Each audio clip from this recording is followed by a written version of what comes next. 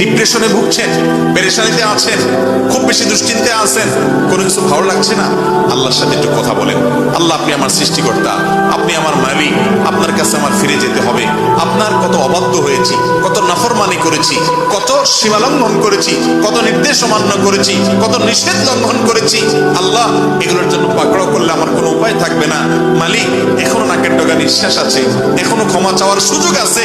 আপনি ক্ষমা চাইলে ক্ষমা করে দেন। আমি তওবা করছি, আর কখনো নির্লজ্জ কাজ করব না, আপনার নাফরমানি করব না। আপনি আমার অমুক পাপটা মাফ করে দেন, তমুক পাপটা মাফ করে দেন, আমাকে পাপ থেকে বাঁচায় রাখেন। আল্লাহ, আপনি আমাকে হেফাজত করেন। আপনি হেফাজত না করলে আমি নিজে নিজে বাঁচতে পারবো না। মালিক, আপনি রহম করেন। আল্লাহর সাথে একটু কথা বলেন। আল্লাহর কসম, সালহাতুস সঙ্গে বুদি দিল খারাস, আজমুদে এক জামানা খাকে বাস। পাথর হয়ে বহুদিন ছিলেন ভাই, একটু আল্লাহর সাথে কথা বলেন, চোখের পানি ফেলেন, দোয়া করেন। বিশেষ করে ভোর রাতের দোয়া, ভোর রাতের দোয়া, এটা গুলি মিস হলে মিস পাই না